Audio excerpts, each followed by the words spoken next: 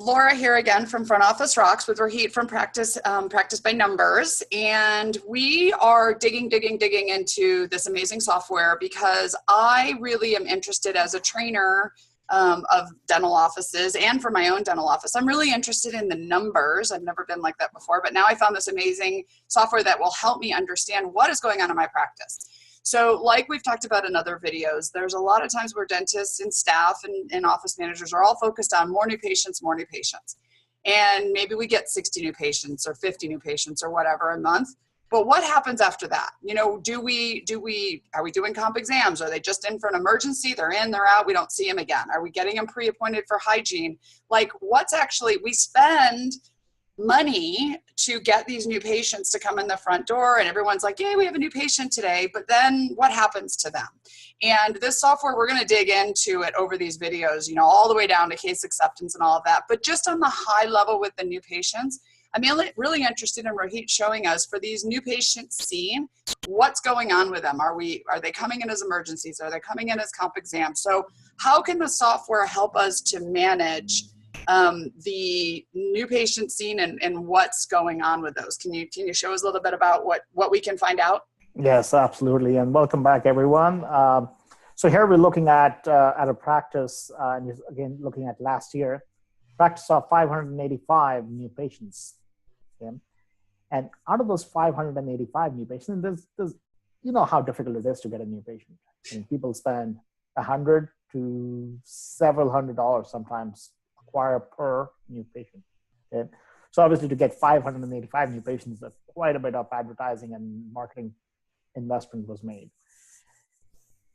And the patient's value, long-term value, depends on if they become your long-term patient or not. If the patient comes in and all you do is a quick little emergency exam and then there they go and never come back. Well, you know, guess what? You just spent $200 or $100 on a patient that really didn't bring much into the practice, neither did it add it into your practice. You know, yeah, as a provider, you help them get them out of pain, but you want those patients to convert into your long-term patients.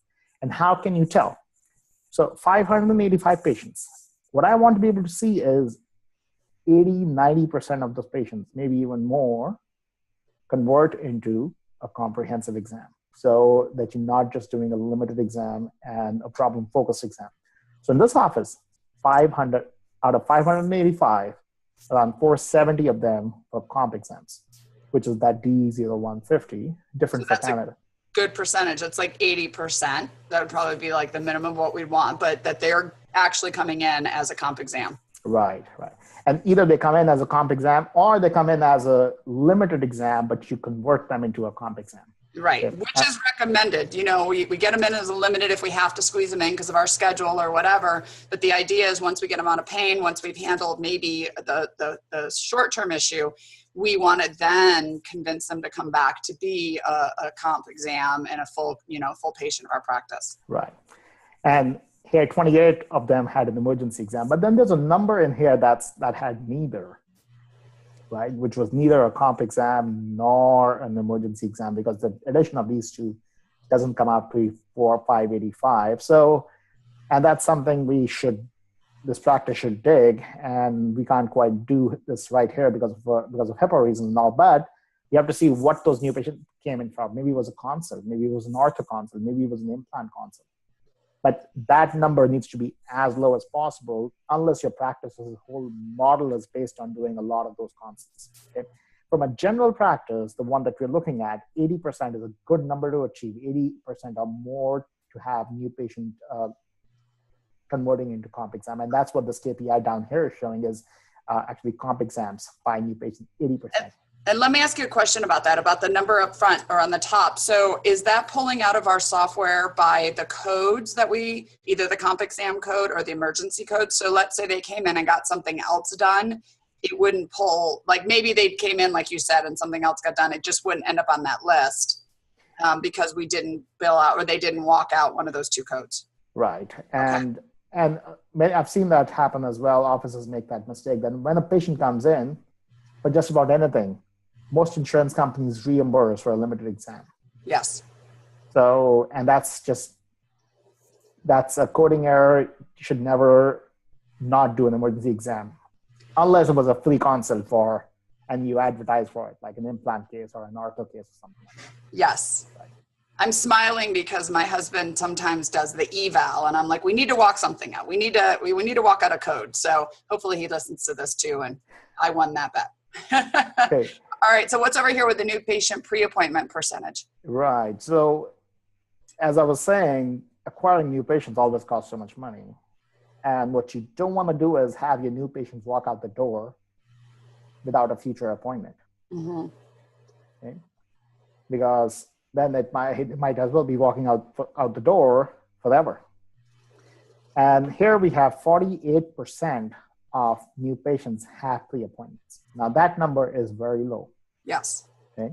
What we want to get to is we want to get our new patients pre-appointed at 80 to 90%. Yes. Say these patients are coming back for treatment or for the hygiene appointment or something else. So digging into that number a little bit, because I've talked to multiple practices about both philosophies. If a patient comes in for a comp exam and we've diagnosed treatment for them, but they have to go think about it, or we didn't get them to a point for the treatment, they don't have an appointment. The question here is, and what you're saying this number comes from, is do we appoint them for their next hygiene appointment or not? I know some offices, they just appoint for hygiene once they're through their restorative. Some offices want to go ahead and appoint them for their hygiene, because if they do kind of fall off the wagon in between, they know they have them coming back at 6 months. Is that what this number is pulling from? In this case, it's only 50% have their next appointment. Right. And this number is pulling from the fact that they have any future appointment. Okay. And here's one thing I want to say. When you have a new patient that comes in and you do a comp exam and you do a prophy, okay, their next recall appointment needs to be appointed the same day. And the reason for that is, let's say they come in today and do a comp exam and a prophy, they are due in exactly 6 months. Yes. But they might be in treatment for the next 2 months. Yes. And if you appoint them afterwards, you might not appoint them for another 6 months. Right.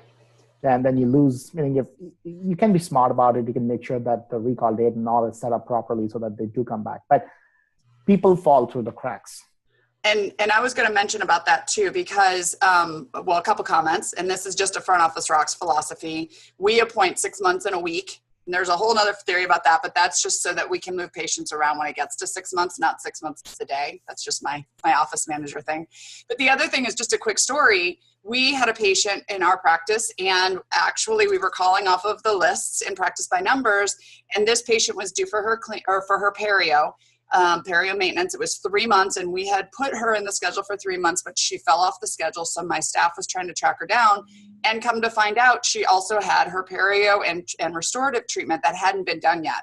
So had we not been calling off of this list, and had she not fallen off and my team was actively reaching her, we actually ended up closing her for all the treatment because she fell off, and we had lost her in the mix of EagleSoft and the reports, and she came up on here, and now the patient's scheduled for treatment. So being proactive with these numbers and then being able to give your team the report to call on really makes a difference. So I totally agree with that area over there, that we want to make sure our patients are appointed because we want to keep them in the schedule. Right. And successful practices, Laura, are not an accident. And I'm sure you found out it takes a lot of work and a lot of follow-up for successful big practices to keep producing. Stay on the phone. But yes, okay, good. So what else do we see over here? I think that's about it right here. Okay. Yeah, I do want to cover recall in other areas, but I think we can do that in another video. And just so everyone knows, we are going through this mostly to help me learn the software, to help you learn the software, to really understand the numbers that we're looking at. We can dig deeper into a lot of this, but we want to keep these videos at a time for, amount of time so they're not too long.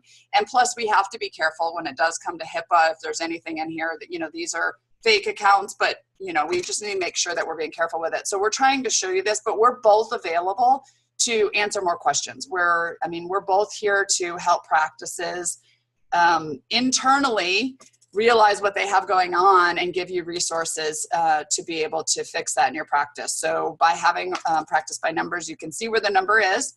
48% might not be great, But with knowing that, and then Front Office Rocks videos and helping you with the verbal skills and teaching your team, we can get those numbers up. So we're going to leave the video at this point, unless you have anything else to add. We appreciate everyone's time. All right, I don't. Well, we'll see you on another video. See you on the next one. Okay, bye.